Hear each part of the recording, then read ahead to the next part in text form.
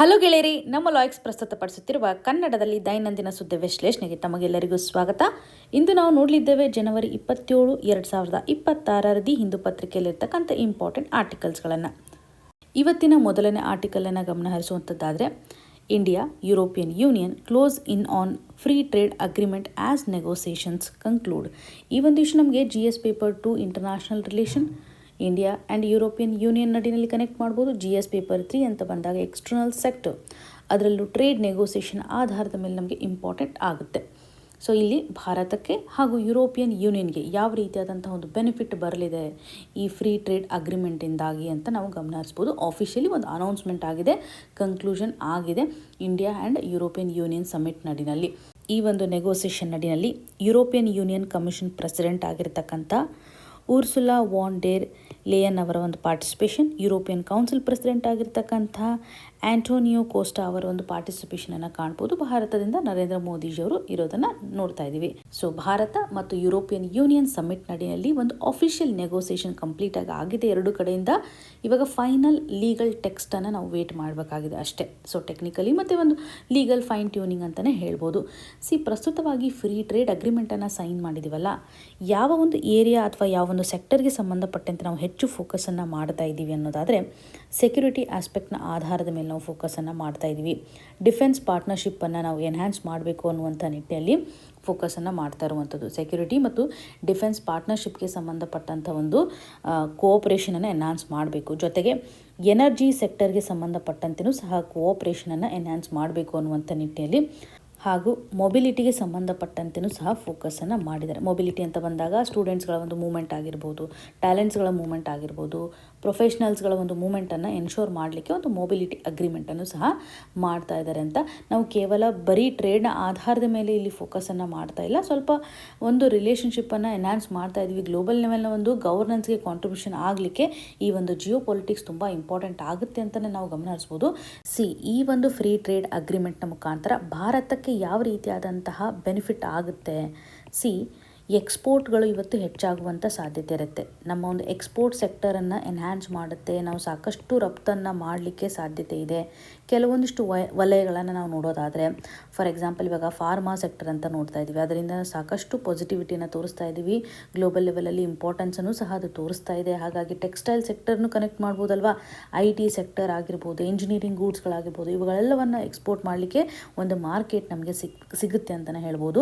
ಈ ಒಂದು trade ನೆಗೋಸಿಯೇಷನಿಂದ European ಯೂನಿಯನ್ನ ಮುಖಾಂತರ ನಮಗೆ ಇನ್ವೆಸ್ಟ್ಮೆಂಟು ಸಹ ಬರತಕ್ಕಂಥ ಸಾಧ್ಯತೆ ಇರುತ್ತೆ. Investment is very very important when it comes to the manufacturing sector ಆಗಿರ್ಬೋದು ಅಥವಾ ಗ್ರೀನ್ ಎನರ್ಜಿಗೆ ಸಂಬಂಧಪಟ್ಟಂತೆ ಇನ್ವೆಸ್ಟ್ಮೆಂಟನ ಅವಶ್ಯಕತೆ ಇದೆ. ಹಾಗಾಗಿ ಇನ್ವೆಸ್ಟ್ಮೆಂಟನ್ನು ಸಹ ಈ ಒಂದು ಟ್ರೇಡ್ ನೆಗೋಸಿಯೇಷನ್ ಮುಖಾಂತರ ನಾವು ಅಟ್ರಾಕ್ಟ್ ಮಾಡಬಹುದು. ಗ್ಲೋಬಲ್ ಸಪ್ಲೈ ಚೈನಲ್ಲಿ ಭಾರತ ಒಂದು ಕಾಂಟ್ರಿಬ್ಯೂಷನನ್ನು ಮಾಡಲಿಕ್ಕೆ ಸಾಧ್ಯತೆ ಇದೆ ಅಂತಲೇ ಹೇಳ್ಬೋದು. ಸೊ ಇಲ್ಲಿ ಚೈನಾದ ಒಂದು ಇನ್ಫ್ಲೂಯೆನ್ಸನ್ನು ತಡೆಗಟ್ಟಬೇಕು ಅನ್ನುವಂಥ ನಿಟ್ಟಿನಲ್ಲಿ, ಅಥವಾ US ಮುಖಾಂತರ ಆಗ್ತಾ ಇರುವಂಥ ಒಂದು ಪ್ರೆಷರನ್ನು ತಡೆಗಟ್ಟಬೇಕು ಅನ್ನುವಂಥ ನಿಟ್ಟಿನಲ್ಲಿ ಈ ಒಂದು ನೆಗೋಸಿಯೇಷನ್ ನಮಗೆ ತುಂಬ ಇಂಪಾರ್ಟೆಂಟ್ ಆಗುತ್ತೆ ಅಂತಲೇ ಗಮನ ಹರಿಸ್ಬೋದು. ಬಿಕಾಸ್ ನಮಗೆ ಅಲ್ಟರ್ನೇಟಿವ್ ಮಾರ್ಕೆಟ್ನ ಒಂದು ಅವಶ್ಯಕತೆ ಇದೆ. ಸೊ ಹಾಗಾಗಿ ನಾವು ಈ ಒಂದು ನೆಗೋಸಿಯೇಷನ್ಗೆ ಮುಂದಾಗ್ತಾ ಇರೋದು ತುಂಬ ಪಾಸಿಟಿವಿಟಿಯನ್ನು ಇಲ್ಲಿ ತೋರಿಸ್ತಾ ಇದೆ ಅಂತ ಹೇಳ್ಬೋದು.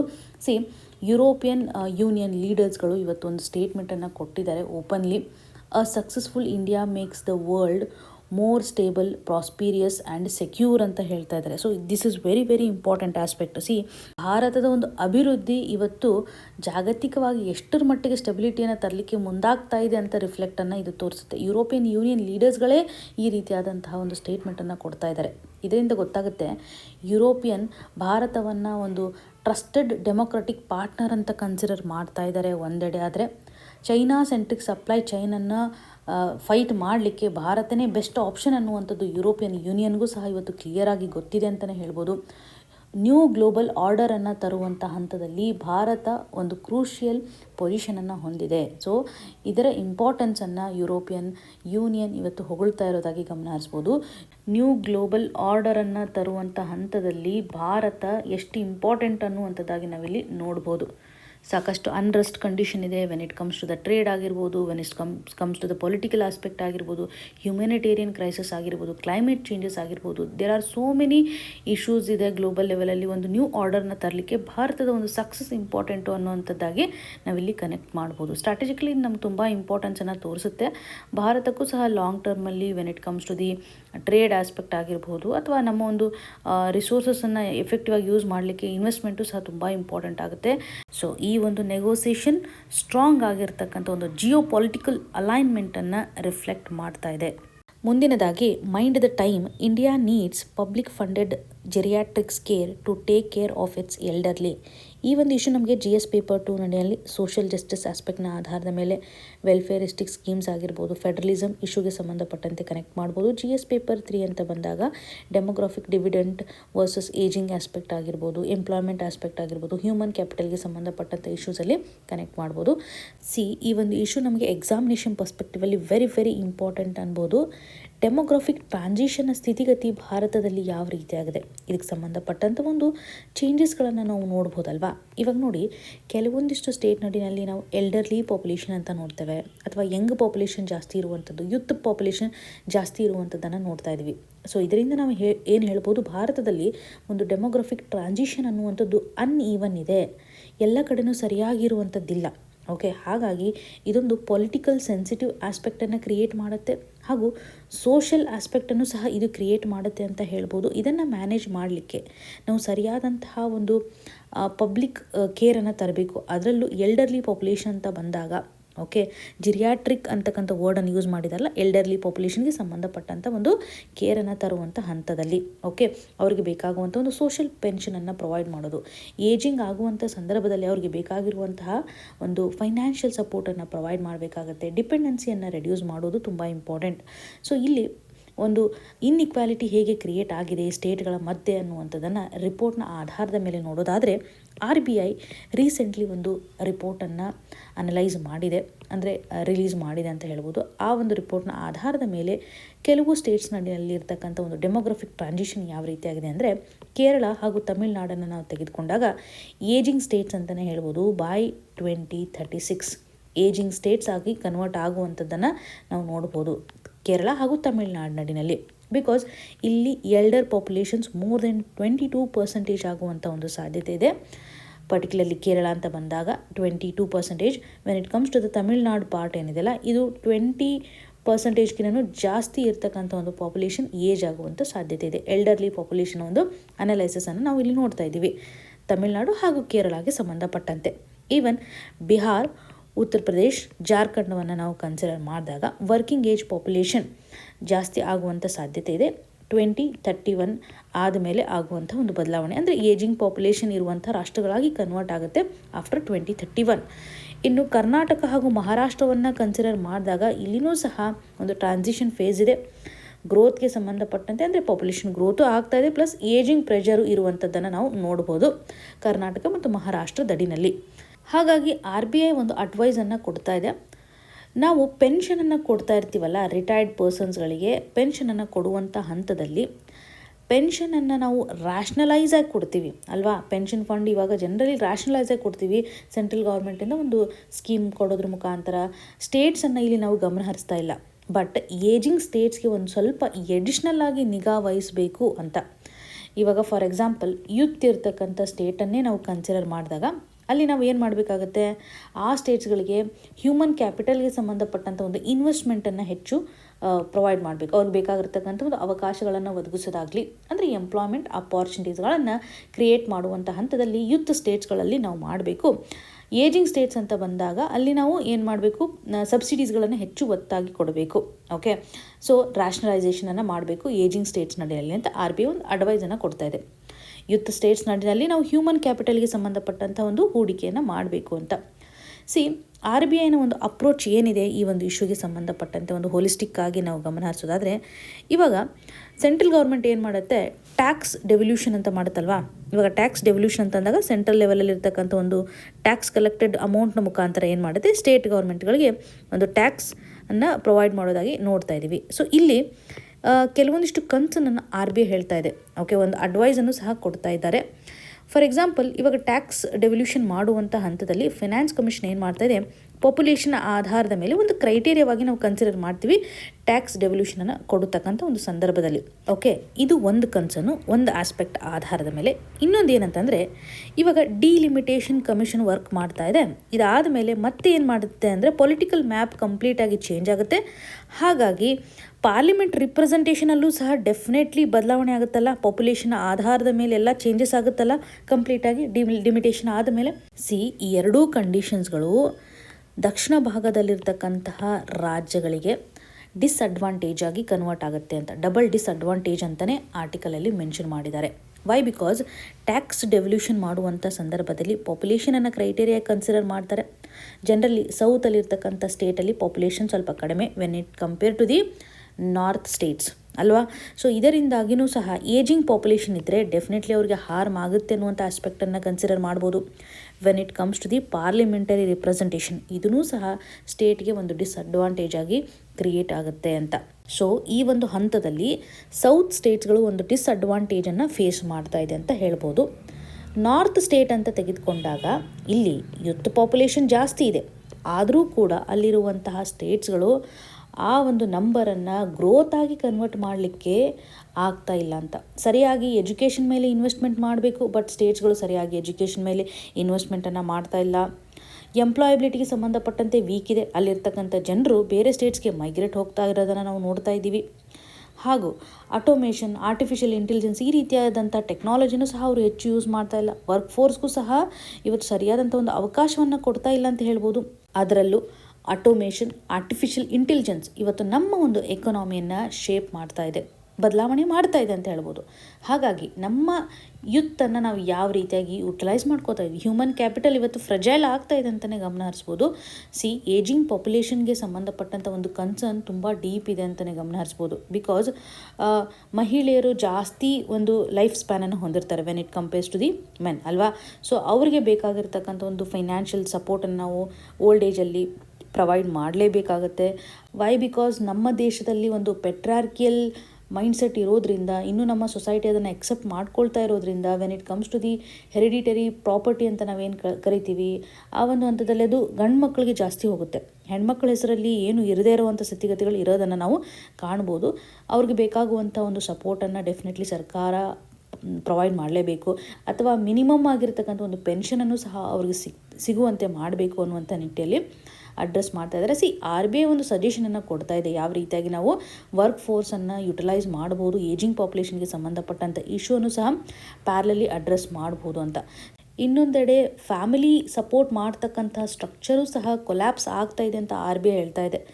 ಈ ಮೊದಲು ಎಲ್ಡರ್ಲಿ ಪಾಪ್ಯುಲೇಷನ್ಸನ್ನು ಮಕ್ಕಳೆಲ್ಲ ನೋಡ್ಕೊಳ್ತಾ ಇರೋದಾಗಿ ನೋಡ್ತಾ ಇದ್ವಿ. ಬಟ್ ಇವಾಗ ರಿಯಲಿಸ್ಟಿಕ್ ಏನಾಗಿದೆ ಅಂದರೆ ಕಂಡೀಷನ್ನು ಒಂದು ಮೈಗ್ರೇಷನ್ ಆಸ್ಪೆಕ್ಟ್ ಅಂತ ತೆಗೆದುಕೊಳ್ಬೋದು, ನ್ಯೂಕ್ಲಿಯರ್ ಫ್ಯಾಮಿಲಿ ಸ್ಟ್ರಕ್ಚರ್ ಅಂತ ನಾವು ನೋಡ್ತಾ ಇದ್ದೀವಿ, ಅರ್ಬನೈಜೇಷನ್ ಇದೆ. ಇದರಿಂದ ಎಲ್ಡರ್ಲಿ ಪಾಪ್ಯುಲೇಷನ್ ಮಿಸ್ಔಟ್ ಆಗುವಂಥ ಸ್ಥಿತಿಗತಿಗಳಿದ್ದಾವೆ. ರಿಯಾಲಿಟಿ ಯಾವ ರೀತಿಯಾಗಿದೆ ಪ್ರಸ್ತುತವಾಗಿ ಅಂತ RBI ಹೇಳ್ತಾ ಇದೆ. ಇದಕ್ಕೆ ಸಂಬಂಧಪಟ್ಟಂಥ ಒಂದು ಬೆಸ್ಟ್ ಸೊಲ್ಯೂಷನ್ ಅನ್ನುವಂಥದ್ದಾದರೆ ಯೂತ್ ಪಾಪ್ಯುಲೇಷನನ್ನು ಎಫೆಕ್ಟಿವ್ ಆಗಿ ಯುಟಿಲೈಸ್ ಮಾಡ್ಕೋಬೇಕು. ಪ್ರಸ್ತುತವಾಗಿರುವಂಥ ಒಂದು ಇಂಡಸ್ಟ್ರಿಯಲ್ ಪಾಲಿಸಿನಲ್ಲಿ ಬದಲಾವಣೆ ಮಾಡಬೇಕು. ನ್ಯೂ ಇಂಡಸ್ಟ್ರಿಯಲ್ ಪಾಲಿಸಿ ನಡಿನಲ್ಲಿ ನಾವು ಫೋಕಸ್ ಮಾಡಬೇಕಾಗಿರ್ತಕ್ಕಂಥ ಏರಿಯಾಗಳಂತಂದರೆ ಗ್ರೀನ್ ಎನರ್ಜಿ, ಇದರಿಂದ ಜಾಬ್ ಕ್ರಿಯೇಷನ್ ಆಗುತ್ತೆ. ಕೇರ್ ಎಕಾನಮಿಗೆ ಸಂಬಂಧಪಟ್ಟಂತೆ ಫೋಕಸ್ ಮಾಡ್ಬೋದು. ಸರ್ವಿಸ್ ಸೆಕ್ಟರ್ಗೆ ಸಂಬಂಧಪಟ್ಟಂತೆ ನಾವು ಹೆಚ್ಚು ಫೋಕಸನ್ನು ಮಾಡಲಿಕ್ಕೆ ಸಾಧ್ಯತೆ ಇದೆ. ಸೊ ಹೆಲ್ತ್ ಕೇರ್ ಸಿಸ್ಟಮ್ ನಡಿನಲ್ಲಿ ಯೂತ್ಫುಲ್ನೆಸ್ಸನ್ನು ತರಬೇಕು. ಪೆನ್ಷನ್ ಇನ್ಫ್ರಾಸ್ಟ್ರಕ್ಚರ್ ನಡಿನಲ್ಲಿ ನಾವು ಬದಲಾವಣೆಯನ್ನು ಮಾಡಬೇಕು ಅನ್ನುವಂತಹ ನಿಟ್ಟಿನಲ್ಲಿ ಸೋಷಿಯಲ್ ಪೆನ್ಷನ್ಗಳು ತುಂಬ ಇಂಪಾರ್ಟೆಂಟ್ ಆಗುತ್ತೆ. ಬಿಕಾಸ್ ಪ್ರಸ್ತುತವಾಗಿ ಒಂದು ಡಿಪೆಂಡೆನ್ಸಿ ಕಡಿಮೆ ಆದರೆ ಓಲ್ಡ್ ಏಜ್ ನಡಿನಲ್ಲಿ ಗ್ರೇಸ್ಫುಲ್ಲಾಗಿ ಏಜಿಂಗ್ ಆಗ್ತಾ ಇದೆ ಅಂತಲೇ ಅರ್ಥ ಅಲ್ವಾ. ಸೊ ಬೆಸ್ಟ್ ಸೊಲ್ಯೂಷನ್ ಅಂತಂದರೆ ಫೈನಾನ್ಷಿಯಲ್ ಡಿಪೆಂಡೆನ್ಸಿನ ನಾವು ರೆಡ್ಯೂಸ್ ಮಾಡಬೇಕು. ಹಾಗಾಗಿ ಒಂದು ಸೋಷಿಯಲ್ ಪೆನ್ಷನನ್ನು ಎಕ್ಸ್ಪ್ಯಾನ್ಷನ್ ಮಾಡೋದು ತುಂಬ ಇಂಪಾರ್ಟೆಂಟ್. ರೀಜ್ನಲ್ ವೈಸ್ ನಾವು ಈ ಒಂದು ಇಶ್ಯೂವನ್ನು ಅಡ್ರೆಸ್ ಮಾಡಬೇಕು. ಇವಾಗ ಆಲ್ರೆಡಿ ನಾವು ಚರ್ಚೆ ಮಾಡಿದ್ವಲ್ಲ ಯಾವ್ಯಾವ ಸ್ಟೇಟಲ್ಲಿ ಯಾವ ರೀತಿಯಂಥ ಸ್ಥಿತಿಗತಿಗಳಿದ್ದಾವೆ ಅಂತ. ಸೊ ಪ್ರಸ್ತುತವಾಗಿ ಆಥರ್ ಅವರು ಇಲ್ಲಿ ಎಂಫೋಸಿಸ್ ಮಾಡ್ತಾ ಇರೋದೇನಂತಂದರೆ ಸೋಷಿಯಲ್ ಇನ್ವೆಸ್ಟ್ಮೆಂಟ್ನ ಆಧಾರದ ಮೇಲೆ ಓಕೆ, ನಾವು ಫೋಕಸ್ ಮಾಡೋದಾದರೆ ಇದು ಕೇವಲ ನಾವು ಟ್ಯಾಕ್ಸನ್ನು ಪ್ರೊವೈಡ್ ಮಾಡ್ತಾ ಇದ್ದೀವಿ, ರಿಪ್ರೆಸೆಂಟೇಷನನ್ನು ಕೊಡ್ತಾ ಇದ್ದೀವಿ ಅದಷ್ಟೇ ಅಲ್ಲ. ಬಟ್ ಇಲ್ಲಿ ಎಲ್ಡರ್ಲಿ ಪಾಪ್ಯುಲೇಷನ್ಗೆ ಸಂಬಂಧಪಟ್ಟಂತೆ ಕನ್ಸಿಡ್ರೇಷನನ್ನು ಯಾವ ರೀತಿಯಾಗಿ ಮಾಡ್ತಾ ಇದ್ದೀವಿ, ಪಬ್ಲಿಕ್ ಜಿರಿಯಾಟ್ರಿಕ್ಸ್ ಕೇರ್ಗೆ ಸಂಬಂಧಪಟ್ಟಂತೆ, ಪೆನ್ಷನ್ಗೆ ಸಂಬಂಧಪಟ್ಟಂತೆ ನಾವು ಯಾವ ರೀತಿಯಂಥ ಎಫೆಕ್ಟಿವ್ ಪ್ರೊವಿಷನ್ಸನ್ನು ತರ್ತಾ ಇದ್ದೀವಿ ಅಂತ ಆ ಆರ್ಟಿಕಲ್ನ ಅಡಿನಲ್ಲಿ RBI ಕೊಟ್ಟಿರುವಂಥ ರಿಪೋರ್ಟನ್ನು ಕನ್ಸಿಡರ್ ಮಾಡೋದ್ರ ಮುಖಾಂತರ ಲಾಂಗ್ ಟರ್ಮ್ ಆಗಿರ್ತಕ್ಕಂಥ ಕೇರ್ ಸಿಸ್ಟಮನ್ನು ತರೋದು ಇಂಪಾರ್ಟೆಂಟು ಅಂತ ಆಥರ್ ಅವರು ಇಲ್ಲಿ ಆರ್ಗ್ಯೂ ಮಾಡ್ತಾ ಇದ್ದಾರೆ. ಇನ್ನು ಮುಂದಿನ ಆರ್ಟಿಕಲ್ಗೆ ಶಿಫ್ಟ್ ಆಗೋದಾದರೆ, march of the republic while celebrating achievements the government must not ignore challenges. ಈ ಒಂದು ಇಶ್ಯೂ ನಮಗೆ GS paper 2 polity and governance section ಅಡಿನಲ್ಲಿ ಡೆಮೊಕ್ರೆಟಿಕ್ ವ್ಯಾಲ್ಯೂಸ್ನ ಆಧಾರದ ಮೇಲೆ ಕನೆಕ್ಟ್ ಆಗುತ್ತೆ. ಫೆಡರಲಿಸಮ್ಗೆ ಸಂಬಂಧಪಟ್ಟಂತೆ ಇಶ್ಯೂವನ್ನು ಅಡ್ರೆಸ್ ಮಾಡುವಾಗ ಸಂವಿಧಾನಕ್ಕೆ ಸಂಬಂಧಪಟ್ಟಂತೆ ನಾವು ಇಶ್ಯೂವನ್ನು ಅಡ್ರೆಸ್ ಮಾಡುವಂಥ ಹಂತದಲ್ಲಿ ಆರ್ಟಿಕಲಲ್ಲಿರುವಂಥ ಪಾಯಿಂಟ್ಸ್ಗಳನ್ನು ಕನೆಕ್ಟ್ ಮಾಡ್ಕೋಬೋದು. ನಿಮಗೆಲ್ಲ ಗೊತ್ತಿರೋ ಪ್ರಕಾರ ನಿನ್ನೆ ತಾನೇ ದ್ರೌಪದಿ ಮುರ್ಮು ಅವರು ರಿಪಬ್ಲಿಕ್ ಡೇಯನ್ನು ಅಡ್ರೆಸ್ ಮಾಡಿದ್ದಾರೆ. ಈ ಒಂದು ಹಂತದಲ್ಲಿ ನಮ್ಮ ಅಚೀವ್ಮೆಂಟ್ಸನ್ನು ಅಡ್ರೆಸ್ ಮಾಡಿದ್ದಾರೆ. ಆಥರ್ ಅವರು ಇಲ್ಲಿ ಏನು ಹೇಳ್ತಾ ಇದ್ದಾರೆ ಅಂತಂದರೆ, ಸೆಲೆಬ್ರೇಷನನ್ನು ಮಾಡಬೇಕು, ಸೆಲೆಕ್ಟಿವ್ ಆಗಿರ್ತಕ್ಕಂಥ ಒಂದು ಸೆಲೆಬ್ರೇಷನನ್ನು ಮಾಡಬೇಕು. ಜೊತೆಗೆ ನಮ್ಮ ಡೆಮೊಕ್ರೆಟಿಕ್ ಅಥವಾ ಸೋಷಿಯಲ್ ಚಾಲೆಂಜಸ್ಗಳು ಯಾವ ರೀತಿಯಾಗಿದೆ ಅವುಗಳನ್ನು ನಾವು ಇಗ್ನೋರ್ ಮಾಡಬಾರ್ದು ಅಂತ ಹೇಳ್ತಾ ಇದ್ದಾರೆ. ಮೊದಲು ಅಪ್ರಿಸಿಯೇಷನ್ ಪಾರ್ಟ್ ಏನಿದೆ, ಎಡಿಟೋರಿಯಲಲ್ಲಿ ಯಾವ ರೀತಿಯಾಗಿ ಅಪ್ರಿಷಿಯೇಟ್ ಮಾಡ್ತಾ ಇದ್ದಾರೆ ಅಂತಂದರೆ, ಭಾರತದ ಒಂದು ಸೆಲ್ಫ್ ರಿಲಯನ್ಸ್ ಕಂಡೀಷನನ್ನು ಹೇಳ್ತಾ ಇರುವಂಥದ್ದು. ಸಾಕಷ್ಟು ಸೆಕ್ಟರ್ ನಡಿನಲ್ಲಿ ನಾವು ಸೆಲ್ಫ್ ರಿಲಯನ್ಸನ್ನು ಹೊಂದಿದ್ದೇವೆ, ಆತ್ಮನಿರ್ಭರ ಭಾರತವನ್ನು ಹೊಂದಿದ್ದೇವೆ. ಡಿಫೆನ್ಸ್ ಸೆಕ್ಟರ್ ಆಗಿರ್ಬೋದು, ಒಂದು ಎಕಾನಮಿ ಆಸ್ಪೆಕ್ಟ್ ಅಂತ ಬಂದಾಗ ಗವರ್ನೆನ್ಸ್ ನಡಿಯಲ್ಲಿ ಸೆಲ್ಫ್ ರಿಲಯನ್ಸನ್ನು ತೋರಿಸ್ತಾ ಇದ್ದೀವಿ ಅಂತ. ಹಾಗೂ ಭಾರತ ಒಂದು ಪೀಸ್ ಮತ್ತು ಸ್ಟೆಬಿಲಿಟಿಯನ್ನು ರಿಫ್ಲೆಕ್ಟ್ ಮಾಡ್ತಾ ಇದೆ ಗ್ಲೋಬಲ್ ಲೆವೆಲಲ್ಲಿ ಅನ್ನುವಂಥದ್ದಾಗಿಯೂ ಸಹ ಹೇಳ್ತಾ ಇದ್ದಾರೆ. ನ್ಯಾಷನಲ್ ಅಚೀವ್ಮೆಂಟ್ಸ್ ಅಂತ ಬಂದಾಗ GSTಗೆ ಸಂಬಂಧಪಟ್ಟಂತಹ ಒಂದು ಬೆನಿಫಿಟನ್ನು ಅಥವಾ ಯಾವ ರೀತಿಯಾಗಿ ಎಕನಾಮಿಕ್ ರಿಫಾರ್ಮ್ಸನ್ನು ನಾವು ಮಾಡಿದ್ದೀವಿ, ಲೇಬರ್ ಕೋಡ್ಗೆ ಸಂಬಂಧಪಟ್ಟಂಥ ಹೊಸ ಬದಲಾವಣೆಯನ್ನು ಮಾಡಿರುವಂಥದ್ದಾಗಿರ್ಬೋದು.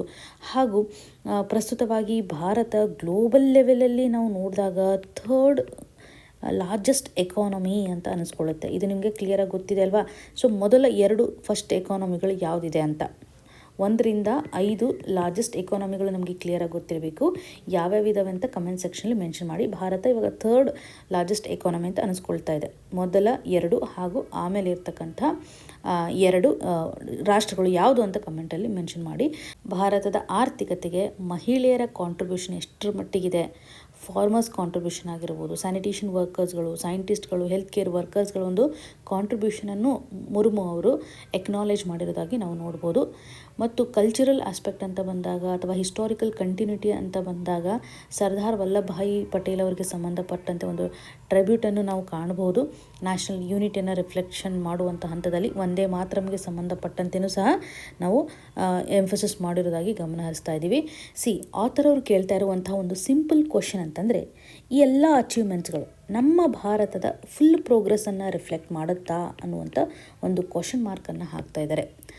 ಇಲ್ಲಿ ಸ್ಟ್ರೆಸ್ ಮಾಡೋ ಪ್ರಕಾರ ನಾವು ಎಕನಾಮಿಕ್ ಗ್ರೋತ್ ಅಥವಾ ಮಿಲಿಟರಿ ಸ್ಟ್ರೆಂತನ್ನು ರಿಫ್ಲೆಕ್ಟ್ ಮಾಡ್ತಾ ಇದ್ದೀವಿ. GST ಲೆವೆಲಲ್ಲಿ ಆಗಿರ್ಬೋದು, ಡಿಫೆನ್ಸ್ ಸೆಕ್ಟ್ರಲ್ಲಿ ನಾವು ಸ್ಟ್ರಾಂಗ್ ಇದ್ದೀವಿ ಅಂತ ರಿಫ್ಲೆಕ್ಟ್ ಮಾಡ್ತಾ ಇದ್ದಾರಲ್ವ ಇಲ್ಲಿ. ಇಲ್ಲಿ ಎಕನಾಮಿಕ್ ಗ್ರೋತ್ ಆಗಿರ್ಬೋದು ಅಥವಾ ನಮ್ಮದು ಮಿಲಿಟರಿ ಸ್ಟ್ರೆಂತ್ ಆಗಿರ್ಬೋದು ನಮ್ಮ ದೇಶದ ಪ್ರೋಗ್ರೆಸ್ಸನ್ನು ಡಿಫೈನ್ ಮಾಡ್ತಾ ಇದ್ದೇನೆ ಅನ್ನೋದಾದರೆ ಬರೀ ಕೇವಲ ಇವಷ್ಟೇ ಡಿಫೈನ್ ಮಾಡೋದಿಲ್ಲ. These are also very very important. ಇದನ್ನು ಬಿಟ್ಟು ಸಾಕಷ್ಟು ಚಾಲೆಂಜಸ್ಗಳನ್ನು ನಾವು ಕಾಣ್ತಾ ಇದ್ದೀವಿ. ಫಾರ್ ಎಕ್ಸಾಂಪಲ್, ಇವಾಗ ಸಿವಿಲ್ ಲಿಬರ್ಟಿಗೆ ಸಂಬಂಧಪಟ್ಟಂಥ ಒಂದು ಪ್ರೊಟೆಕ್ಷನನ್ನು ಮಾಡ್ತಾ ಇದ್ದೀವ ಅನ್ನುವಂಥ ಕ್ವಶನ್ ಮಾರ್ಕನ್ನು ಹಾಕ್ತಾ ಇದ್ದಾರೆ. ಹಾಗೂ ಸೋಷಿಯಲ್ ಜಸ್ಟಿಸ್ಗೆ ಸಂಬಂಧಪಟ್ಟಂಥ ಒಂದು ಜನರಲಿಸ್ಟಿಕ್ ಆಗಿರುವಂಥ ಐಡಿಯಾವನ್ನು ಇವರು ಕೊಡ್ತಾ ಇದ್ದಾರೆ. ಇನ್ಸ್ಟಿಟ್ಯೂಷನಲ್ ಅಕೌಂಟಬಿಲಿಟಿಗೆ ಸಂಬಂಧಪಟ್ಟಂಥ ಒಂದು ಕ್ವಶನ್ ಮಾರ್ಕನ್ನು ಸಹ ಇಲ್ಲಿ ಕೇಳ್ತಾ ಇದ್ದಾರೆ. ಅಂದರೆ ಟ್ರೂ ಪ್ರೋಗ್ರೆಸ್ ಆಗಬೇಕು ಅಂತಂದರೆ ಇಲ್ಲಿ ಸಿವಿಲ್ ಲಿಬರ್ಟೀಸ್ಗೆ ಸಂಬಂಧಿಸಿದಂಥ ಅಥವಾ ಅಲ್ಲಿರ್ತಕ್ಕಂಥ ನಾಗರಿಕರಿಗೆ ಸಂಬಂಧಿಸಿದಂಥ ಒಂದು ಹಕ್ಕುಗಳು ಏನಿರ್ತಾವೆಲ್ಲವೂ ಸಹ ಪ್ರೊಟೆಕ್ಟ್ ಆಗಬೇಕು. ಸೋಷಿಯಲ್ ಜಸ್ಟಿಸನ್ನು ಸಹ ನಾವು ಪ್ರೊವೈಡ್ ಮಾಡಬೇಕು, ಎಲ್ಲರಿಗೂ ಸಹ ಒಂದು ನ್ಯಾಯವನ್ನು ಒದಗಿಸಬೇಕು ಅಂತ ಆಗಿರ್ಬೋದು. ಅಥವಾ ಇನ್ಸ್ಟಿಟ್ಯೂಷನ್ ಲೆವೆಲಲ್ಲಿ ಒಂದು ಅಕೌಂಟಬಿಲಿಟಿ ಅನ್ನುವಂಥದ್ದು ಇರಬೇಕು ಅನ್ನುವಂಥ ಆಧಾರದ ಮೇಲೆ ಆಥರ್ ಅವರು ಹೇಳ್ತಾ ಇದ್ದಾರೆ. ಅಂದರೆ ಒಂದು ಟ್ರೂ ಪ್ರೋಗ್ರೆಸ್ಸನ್ನು ನಾವು ಕಾಣಬೇಕು ಅಂತಂದರೆ ಸಂವಿಧಾನದಲ್ಲಿ ನಾವು ನ್ಯಾಷನಲಿಸಮ್ ಆಸ್ಪೆಕ್ಟ್ನ ಆಧಾರದ ಮೇಲೆ ನೋಡ್ತಾ ಇದ್ದೀವಿ ಅಲ್ವಾ. ಈ ಒಂದು ನ್ಯಾಷನಲಿಸಮ್ ಎಷ್ಟರ ಮಟ್ಟಿಗೆ ಪ್ರಾಕ್ಟೀಸನ್ನು ತೋರಿಸ್ತಾ ಇದ್ದೀವಿ. ನಾವಿವತ್ತು ಕೇವಲ ಹೊಗಳೋದಷ್ಟೇ ಅಲ್ಲ, ನಾವು ಇಷ್ಟರ ಮಟ್ಟಿಗೆ ಮಾಡಿದ್ದೀವಿ ಅನ್ನುವಂಥದ್ದಲ್ಲ. ಬಟ್ ಇಲ್ಲಿ ಕೆಲವೊಂದಿಷ್ಟು ಇಶ್ಯೂವನ್ನು ಅಥವಾ ಚಾಲೆಂಜಸನ್ನು ನಾವು ಅಡ್ರೆಸ್ ಮಾಡೋದರಲ್ಲಿ ಫೇಲ್ ಆಗ್ತಾ ಇದ್ದೀವಿ ಅಂತಲೇ ಹೇಳ್ಬೋದು. ಫಾರ್ ಎಕ್ಸಾಂಪಲ್, ನಮ್ಮ ಒಂದು ಸೊಸೈಟಿ ಅಂತ ಬಂದಾಗ ಇಲ್ಲಿ ನಮ್ಮ ಸಿವಿಲೈಸ್ಡ್ ಪ್ರೈಡ್ ಏನಂತ ರಿಫ್ಲೆಕ್ಟ್ ಮಾಡುತ್ತೆ. ಫಾರ್ ಎಕ್ಸಾಂಪಲ್, ಎಲ್ಲರಿಗೂ ಸಹ ಇವತ್ತು ಜಾಬ್ ಸಿಗಬೇಕು, ಜಾಬ್ ಇತ್ತಂದಾಗ ಸರಿಯಾದಂಥ ಇನ್ಕಮ್ ಬರುತ್ತೆ, ಅವರ ಒಂದು ಲೈಫ್ ಸ್ಟೈಲು ಸಹ ಡಿಫ್ರೆಂಟ್ ಆಗುತ್ತೆ. ಅಂದರೆ ಲಿವಿಂಗ್ ಸ್ಟ್ಯಾಂಡರ್ಡನ್ನು ಡಿಟರ್ಮೈನ್ ಮಾಡಲಿಕ್ಕೆ ಅವಕಾಶಗಳು ತುಂಬ ಇಂಪಾರ್ಟೆಂಟ್ ಆಗುತ್ತೆ ಅನ್ನೋದು ನಿಮಗೆಲ್ಲರಿಗೂ ಸಹ ಗೊತ್ತಿದೆ. ಇವಾಗ ನೋಡಿ, ಅನ್ಎಂಪ್ಲಾಯ್ಮೆಂಟ್ ಕಂಡೀಷನ್ ಎಷ್ಟು ಮಟ್ಟಿಗಿದೆ ನಮ್ಮ ದೇಶದಲ್ಲಿ. ಅನ್ಎಂಪ್ಲಾಯ್ಮೆಂಟ್ ಸ್ಥಿತಿಗತಿ ಆಗಿರ್ಬೋದು, ಹಾಗೂ ಅಸಮಾನತೆಯನ್ನು ನಾವು ಸಾಕಷ್ಟು ಸಾರ್ತಿ ನೋಡ್ತಾ ಇದ್ವಿ, ಇನ್ಇಕ್ವಾಲಿಟಿ ಆಗಿರ್ಬೋದು, ಹಾಗೂ ಗವರ್ನೆನ್ಸ್ ಲೆವೆಲಲ್ಲಿ ಕೆಲವೊಂದಿಷ್ಟು ನಾವು ಡೆಫಿಸಿಟ್ ಕಂಡೀಷನನ್ನು ಸಹ ತೋರಿಸ್ತಾ ಇದ್ದೀವಿ ಅಂತ. ಸೊ ಎಫೆಕ್ಟಿವ್ ಆಗಿ ಗವರ್ನೆನ್ಸು ಆಗ್ತಾ ಇಲ್ಲ ಅಂತ ಆಥರ್ ಅವರು ಇಲ್ಲಿ ಹೇಳ್ತಾ ಇದ್ದಾರೆ. ಸೊ ಈ ಒಂದು ಹಂತದಲ್ಲಿ ಸಿಟಿಜನ್ ಸೆಂಟ್ರಿಕ್ ಆಗಿರ್ತಕ್ಕಂಥ ಒಂದು ಅಪ್ರೋಚನ್ನು ನಾವು ಫೇಲ್ ಮಾಡ್ತಾ ಇದ್ದೀವಿ. ಗ್ಲೋಬಲ್ ಲೆವೆಲಲ್ಲಿ ಕೇವಲ ಒಂದು ಎಕನಾಮಿಕ್ ಆಸ್ಪೆಕ್ಟ್ ಅಥವಾ ಡಿಫೆನ್ಸ್ ಆಸ್ಪೆಕ್ಟ್, ಮಿಲಿಟರಿ ಆಸ್ಪೆಕ್ಟ್ನ ಆಧಾರದ ಮೇಲೆ ಹೆಚ್ಚು ಫೋಕಸನ್ನು ಮಾಡ್ತಾ ಇದ್ದೀವಿ ಅನ್ನುವಂಥ ನಿಟ್ಟಿನಲ್ಲಿ. ಅಂದರೆ ಈ ಎಲ್ಲ ಸ್ಟ್ರಗಲ್ಸ್ಗಳನ್ನು ನಾವು ಅಡ್ರೆಸ್ ಮಾಡೋದ್ರ ಮುಖಾಂತರ ಸರಿಯಾದಂತಹ ಒಂದು ಸಂವಿಧಾನಾತ್ಮಕವಾದಂಥ ತತ್ವಗಳನ್ನು ರಿಫ್ಲೆಕ್ಟ್ ಮಾಡಲಿಕ್ಕೆ ಸಾಧ್ಯತೆ ಇದೆ. ಅಂದರೆ ಸಂವಿಧಾನದಲ್ಲಿರುವಂಥ ಒಂದು ಐಡಿಯಾಲಜೀಸ್ಗಳು ಅಥವಾ ಐಡಿಯಾಸ್ಗಳನ್ನು ನಾವು ರಿಫ್ಲೆಕ್ಟ್ ಮಾಡಬೇಕು ಅಂತಂದರೆ ಪ್ರಸ್ತುತವಾಗಿ ಏನು ಪ್ರಾಬ್ಲಮ್ಗಳಿದೆ, ನಮ್ಮ ಸೊಸೈಟಿನಲ್ಲಿ ಯಾವ ರೀತಿಯಂಥ ಪ್ರಾಬ್ಲಮ್ಗಳಿವೆ, ಅಲ್ಲಿರುವಂಥ ಒಂದು ತತ್ವಗಳನ್ನು ಎತ್ತಿ ಹಿಡಿಬೇಕು ಅಂತಂತಂದರೆ ಫೆಡರಲಿಸಮ್ ಇಶ್ಯೂಸ್ಗಳು ಎಷ್ಟು ನೋಡ್ತೇವೆ ನಾವು.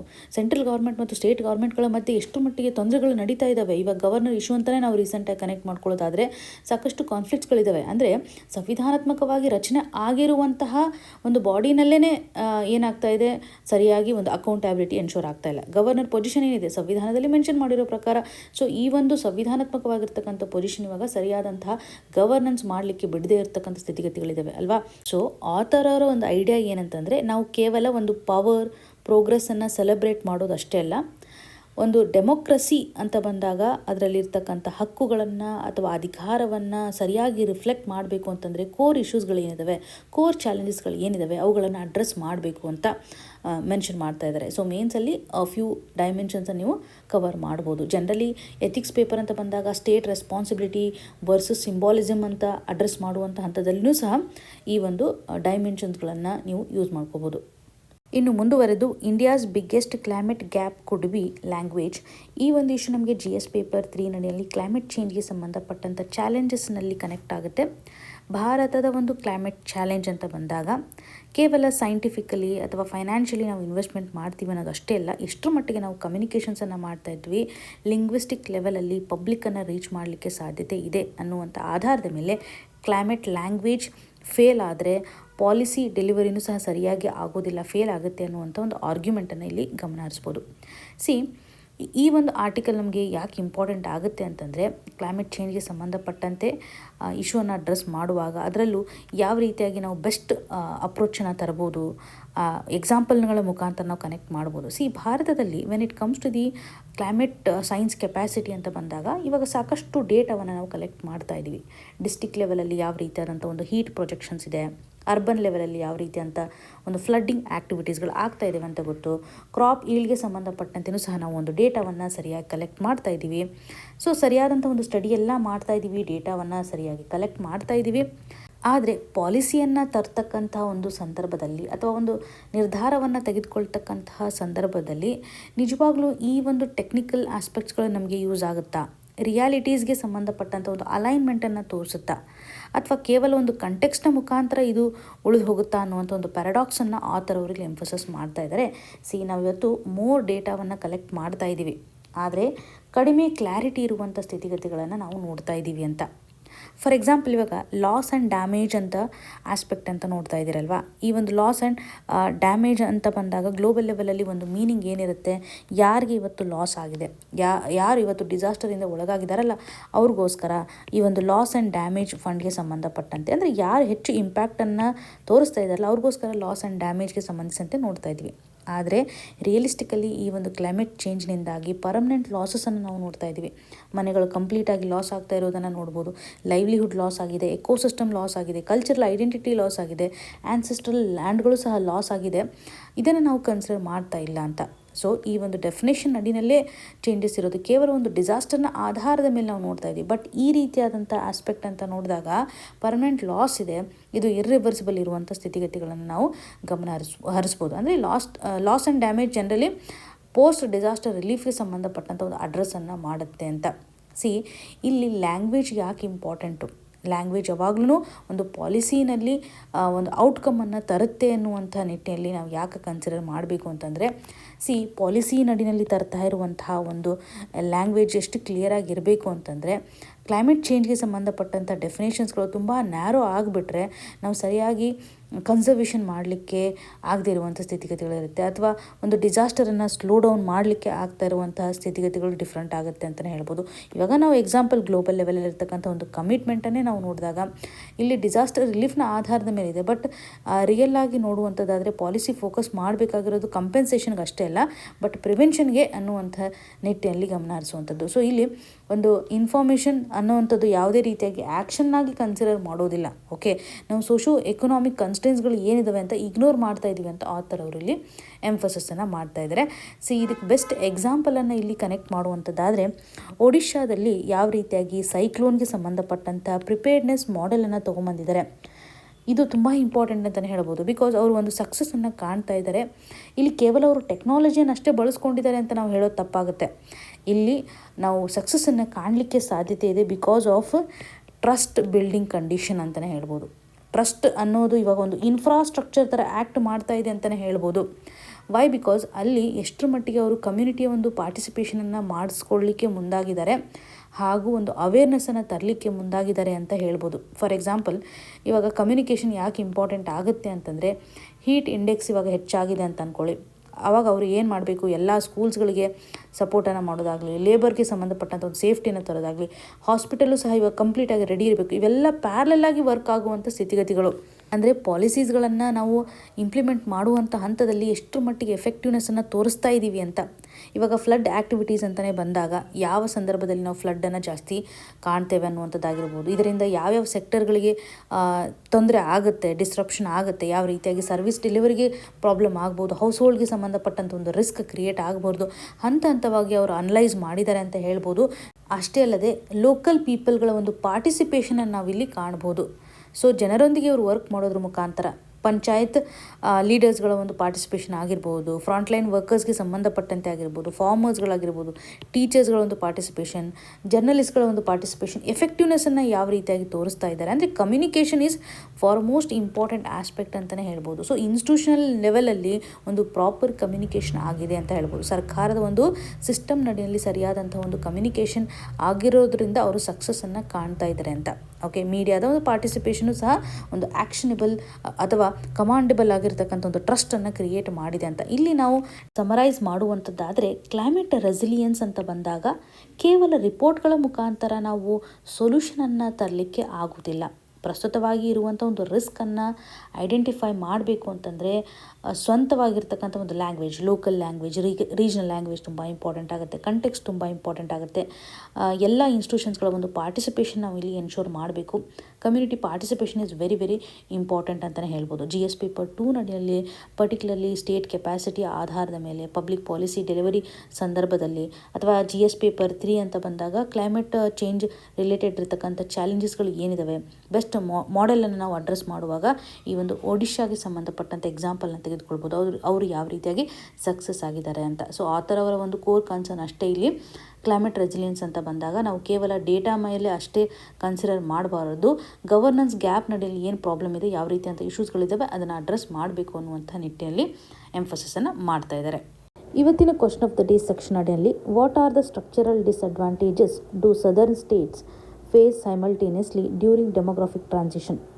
Option A, lower central tax devolution, reduced parliamentary representation after delimitation, lower per capita income, higher unemployment. ಈ 4 ಸಿಚುವೇಶನ್ ಅಡಿಯಲ್ಲಿ ನಾವು ಡಿಸ್ಕಸ್ ಮಾಡಿರೋ ಪ್ರಕಾರ 2 ಸಿಚುವೇಶನ್ಸ್ಗಳು ಸದರ್ನ್ ಸ್ಟೇಟ್ಗೆ ಡಿಸ್ಅಡ್ವಾಂಟೇಜನ್ನು ಕ್ರಿಯೇಟ್ ಮಾಡುತ್ತೆ ಅಂತ ಹೇಳ್ಬೋದು. ಸರಿಯಾದಂಥ ಆಪ್ಷನನ್ನು ಚೂಸ್ ಮಾಡೋದ್ರ ಮುಖಾಂತರ ಕಮೆಂಟ್ ಸೆಕ್ಷನಲ್ಲಿ ಮೆನ್ಷನ್ ಮಾಡಿ. ಇವತ್ತು ಡಿಸ್ಕಸ್ ಮಾಡಿರ್ತಕ್ಕಂಥ ಆರ್ಟಿಕಲ್ಸ್ಗಳು ನಿಮಗೆ ನೀಟಾಗಿ ಅರ್ಥ ಆಗಿದೆ ಅಂತ ನಾನು ಭಾವಿಸ್ತಾ ಇದ್ದೀನಿ. ನಿಮ್ಗೆ ಏನೇ ಕನ್ಸರ್ನ್ ಇದ್ರೂ ಸಹ ನಮಗೆ ಕಮೆಂಟ್ನ ಮುಖಾಂತರ ತಿಳಿಸಿಕೊಡಿ. All the very best. ಧನ್ಯವಾದಗಳು.